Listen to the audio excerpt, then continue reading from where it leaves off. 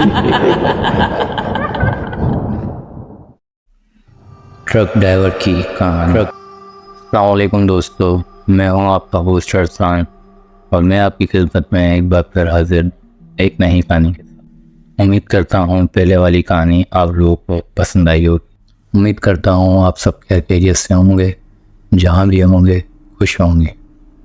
ये जो कहानी है एक ट्रक ड्राइवर की है और अगर आप भी अपनी कहानी मुझे भेजना चाहते हैं तो व्हाट्सएप पे या ईमेल पे मुझे सेंड कर सकते हैं, जैसे आप चाहें। तो चलिए कहानी शुरू करते हैं। तो कहानी कुछ यूँ है। कराची के एक अंधेरी रात में एक ट्रक ड्राइवर अहमद अपने लॉन्ग रूट पे चलते हुए एक खाली और सुनसान रास्ते पे जा रहा था। रात का वक्त था और शहर के बाहर सब कुछ पूरी तरह खामोश था। अहमद का ट्रक, जो कि एक पुराने मॉडल का था, बारिश के पानी से गीला हो रहा था और उसकी हेडलाइट ने रास्ते को एक बस छोटी सी रोशनी दी हुई थी।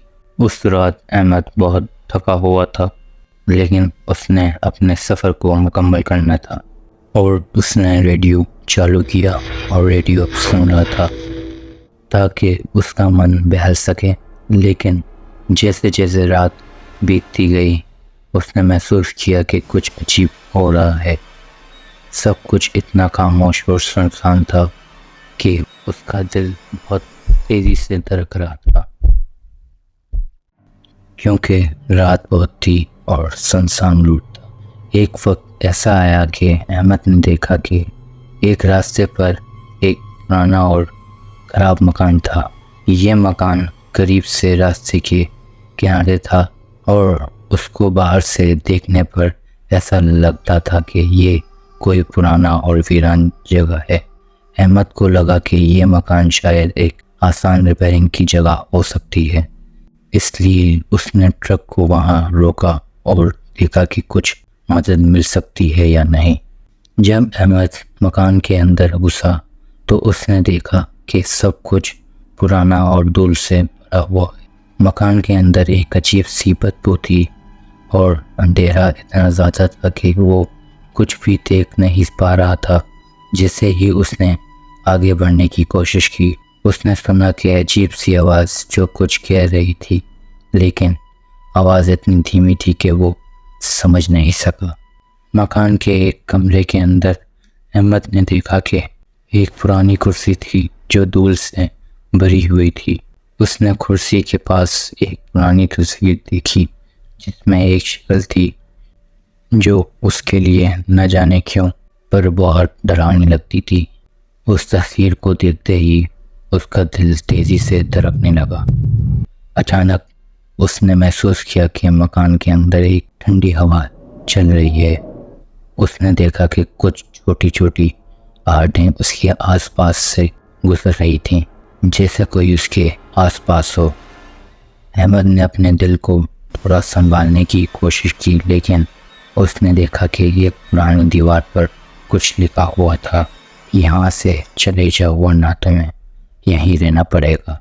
अहमद ने धीरे धीरे रास्ते निकालने की कोशिश की, लेकिन अचानक उसने देखा कि मकान के दरवाजे बंद हो गए हैं और वो खुल नहीं रहे।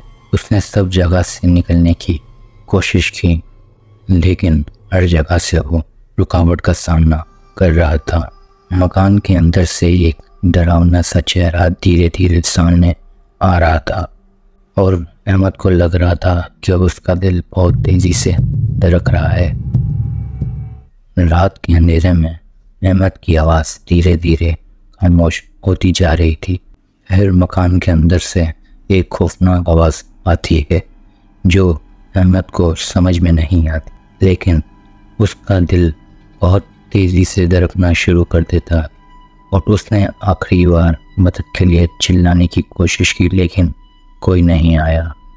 सुबह हुई और लोगों ने अहमद के ट्रक को मकान के सामने पाया, लेकिन अहमद गाड़ी में नहीं मिला। उसके बाद से लोग कहते हैं कि अगर आप रात के वक्त उस मकान के आसपास से गुजरें तो आपको ये डरावना चेहरा नज़र आता है। जो आपको अपने पास खींचता है।